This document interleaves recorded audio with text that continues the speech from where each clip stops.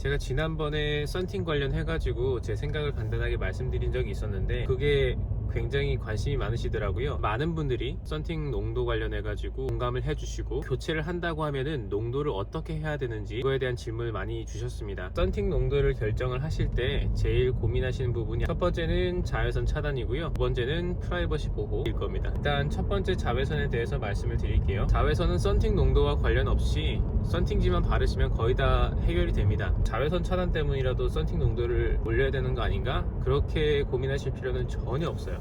그냥 옅은 걸로 하나 바르시면 됩니다. 두 번째가 프라이버시 보호인데, 사실 저희가 차에서 지내는 동안에 하는 게 거의 80-90%는 운전입니다.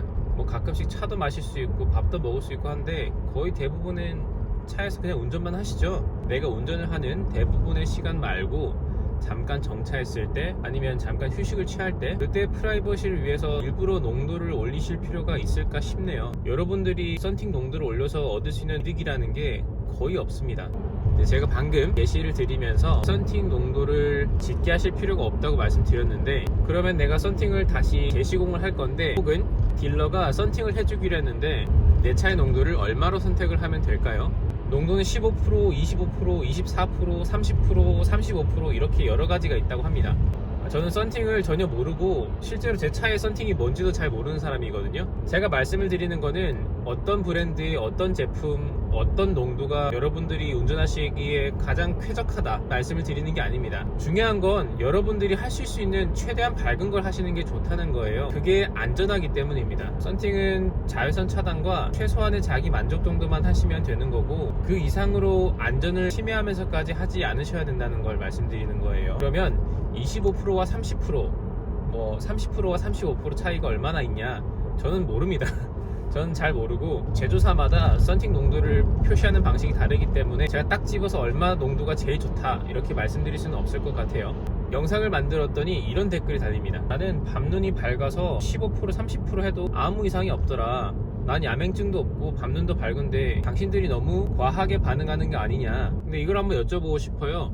여러분들이 말씀하시는 정말 대낮같이 잘 보이는 30%, 25% 이것들은 헤드라이트가 비치지 않는 주변부의 가시성이 맞나요? 제가 말씀드린 농도의 문제는 헤드라이트가 비치는 부분이 아닙니다. 아무리 밝다고 해도 차 전면부 45도 정도를 비출 수밖에 없을 거거든요. 내가 보고 있는 전방, 측방, 우, 좌 해서 전부 180도를 비출 수 있는 헤드라이트는 절대 없습니다. 그러면 여러분들이 운전을 하실 때 밝다고 느끼시는 거는 헤드라이트가 비춰지는 그 부분에 한정된 게 아닌가 저는 항상 생각을 했어요. 왜냐면 그분들은 운전하실 때 헤드라이트가 비치는 부분만 주시하고 계실 확률이 높다고 생각을 하기 때문입니다. 저처럼 쫄보는 운전할 때 항상 빛이 비치지 않는, 그리고 보이지 않는 사각지대에서 튀어나오는 사람과 동물과 물체들을 두려워하거든요. 보이지 않는 부분이 너무 무서워서 보이는 부분보다도 보이지 않는 부분에 항상 신경을 쓰기 때문에 농도를 낮출 수가 없는 거예요. 제 차에도 LED 헤드라이트가 달려있고 인텔리전트 헤드라이트이기 때문에 알아서 어두운 부분까지 다 비춰줍니다. 그렇다고 해도 이 측면, 이 사이드미러가 있는 측면까지는 헤드라이트가 비치지 않습니다. 근데 운전을 하면서 항상 우측에서 무엇이 튀어나올 수도 있고 갑작스럽게 끼어들 수도 있고 추월을 하려는 차량이 있을 수도 있습니다. 이런 것들은 제 후측방 경보기가 있어도 100% 커버할 수가 없거든요. 그래서 가끔씩 제가 제주도에 가서 렌트카를 빌려서 운전할 때마다 너무너무 무서워요. 제주도나 이런 데 가면은 전면 30%, 15% 차량도 자주 볼 수 있습니다. 그런 차량들을 밤에 운전하다 보면은 상향등을 켜지 않고서는 운전을 할 수가 없습니다. 그래서 앞에서 운전하시는 분들한테 굉장히 죄송하다는 생각이 들어요. 근데 제가 선택할 수 있는 부분이 아니기 때문에 상향등을 끌 수가 없습니다.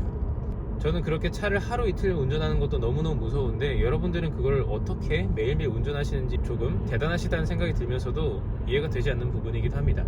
정말로 내 헤드라이트가 비치지 않는 그 부분들이 헤드라이트가 비치는 부분만큼 잘 보이시나요? 그게 아니라고 하면은 여러분들은 아마 운전을 하시면서 저나 다른 썬팅을 밝게 하시는 분들보다 사각지대에 신경을 덜 쓰시는 게 아닐까 저는 조심스럽게 생각을 해봅니다.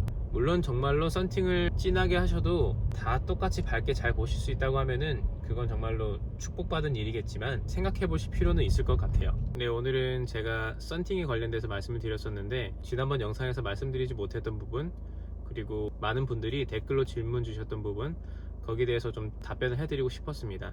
사실 결론은 썬팅을 밝게 하시라는 겁니다.